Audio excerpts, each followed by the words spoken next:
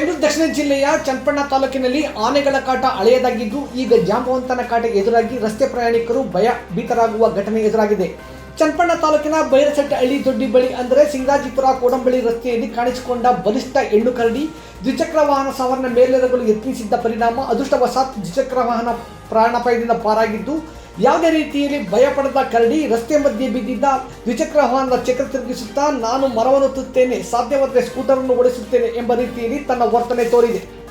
ರಸ್ತೆ ಮಧ್ಯೆ ಆಟ ಆಡುತ್ತಾ ಕುಳಿತಿದ್ದ ಕರಡಿಯನ್ನು ರಸ್ತೆ ಪ್ರಯಾಣಿಕರು ಗುಂಪುಗೂಡಿ ನೋಡುತ್ತಿದ್ದರು. ಯಾರು ಏನು ಮಾಡುವರು ಎಂಬಂತೆ ಜನರನ್ನೇ ದುರ್ಗುತ್ತಾ ನೋಡುತ್ತಿತ್ತು. ಸುದ್ದಿ ತಿಳಿಯುತ್ತಿದ್ದಂತೆ ಸ್ಥಳಕ್ಕೆ ಬಂದ ವಲಯ ಅರಣ್ಯಾಧಿಕಾರಿ ಮಲ್ಲೇಶ್, ಸ್ಥಳೀಯ ಪಶುವೈದ್ಯಾಧಿಕಾರಿಗಳ ಸಹಾಯ, ಅರಣ್ಯ ಸಿಬ್ಬಂದಿಯರೊಡಗೂಡಿ ಕರಡಿಯನ್ನು ರಕ್ಷಣೆ ಮಾಡಿ ಬಂಧಿಸಿ ಬನ್ನೇರುಘಟ್ಟಕ್ಕೆ ರವಾನಿಸಿದ್ದಾರೆ.